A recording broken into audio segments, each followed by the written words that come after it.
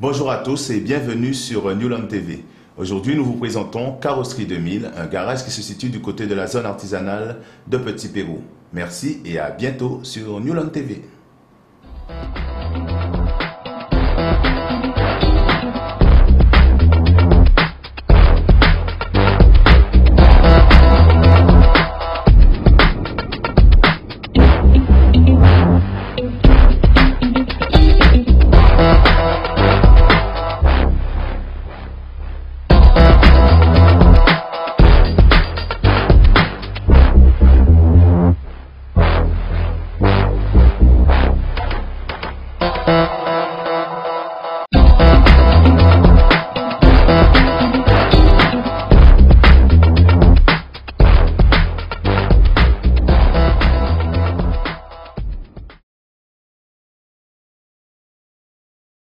Bonjour. Bonjour. Pour Newland Télé, nous sommes aujourd'hui à Carrosserie 2000. Nous parlons actuellement à M. Emilien. Oui, je vous invite à rentrer dans mon bureau, on va discuter. Nous sommes actuellement dans le bureau de M. Emilien. Votre entreprise existe depuis 1998. Vous avez commencé à cette période-là ou vous étiez déjà dans la profession? Déjà dans la profession et au fil des années, donc j'ai pris ma carte d'artisan. J'ai fait plusieurs formations à la Chambre des métiers, le centre de formation aussi au Gosier. Et puis, j'avais un garage auparavant, on va dire, à Pointe-à-Pitre. Et disons, il y a peut-être 5 ans, plus de 5 ans, à peu près 10 ans, j'ai pris mon garage ici à Petit Pérou, on va dire un petit peu définitivement. Donc on peut retenir en fait que vous avez un parcours local et en fait que vous avez une grande formation qui a été ici sur place en Guadeloupe. Je tiens à préciser qu'en fait nous sommes à Petit Pérou aux Abîmes. C'est une commune qui est très proche de la ville de Pointe-à-Pitre. C'est une grande commune d'ailleurs, c'est une des plus grandes communes de la Guadeloupe. Et là actuellement nous sommes dans la zone artisanale de Petit Pérou aux Abîmes. Donc vous avez commencé à l'époque, vous avez ouvert votre premier garage. Votre carte, vous l'avez eu en 1998. Vous avez appelé en plus votre garage Carrosserie 2000. C'était un petit peu la période de l'acte unique européen. Vous êtes apparemment spécialiste en véhicules français. Je ne citerai pas forcément les marques, mais véhicules allemands, etc. Et vous avez donc ce qui veut dire qu'en fait vous vous prépariez en fait à l'Europe quelque part. Donc je disais, je donnais le garage le nom Carrosserie 2000. Comme c'était une année assez symbolique qu'on passait dans les années 2000, je répare tous les véhicules, véhicules américains, des véhicules français, véhicules allemands, des véhicules japonais. Moi, ça fait longtemps que je suis dans la profession, je suis un professionnel là-dedans.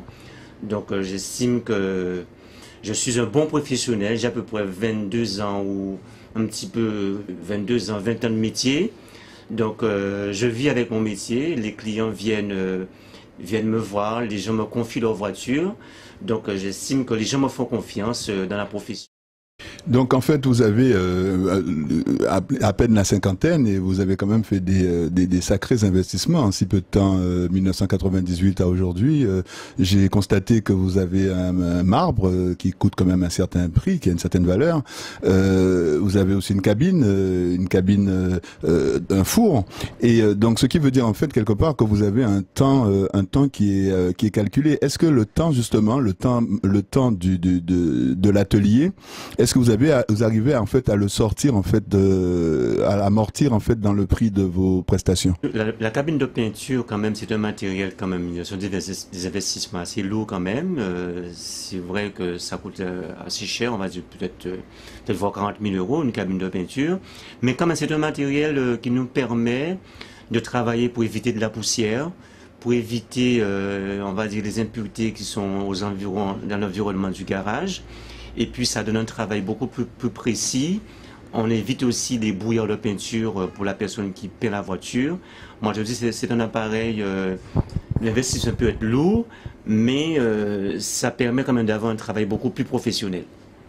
Le marbre c'est un appareil de géométrie qui nous permet de faire une réparation avec plus de précision, plus de mesure, surtout lorsqu'un véhicule est accidenté.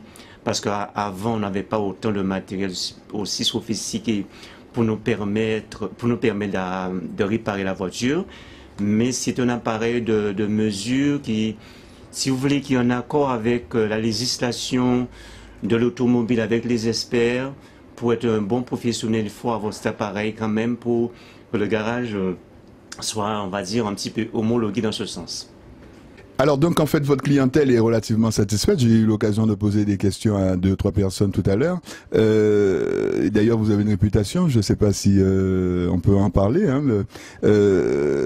est-ce que quelque part en fait vos prix, vous arrivez en fait à sortir des prix intéressants? Est-ce que vous arrivez, parce que j'ai vu marquer aussi prix avantageux, je suppose que vous engagez là-dessus, malgré que vous soyez un professionnel, malgré que vous ayez fait des investissements lourds, il est clair que vous inspirez quand même une certaine confiance quand même. Bien, c'est-à-dire je fais des prix avantageux, oui, des prix avantageux, mais je veux dire c'est pas parce que je fais des prix avantageux que ça veut dire que le travail, on va dire un petit peu dans le jargon un petit peu créole, que le travail il est bâclé, il est mal fait. Non, le travail est bien fait. C'est vrai que il y a la crise économique. J'essaie d'apporter un concept dans les prix, un bon travail, un prix juste pour que tout le monde puisse se retrouver, moi-même aussi. Et le client général, ils disent que chez Carrosserie 2000, le prix est bon, le client revient.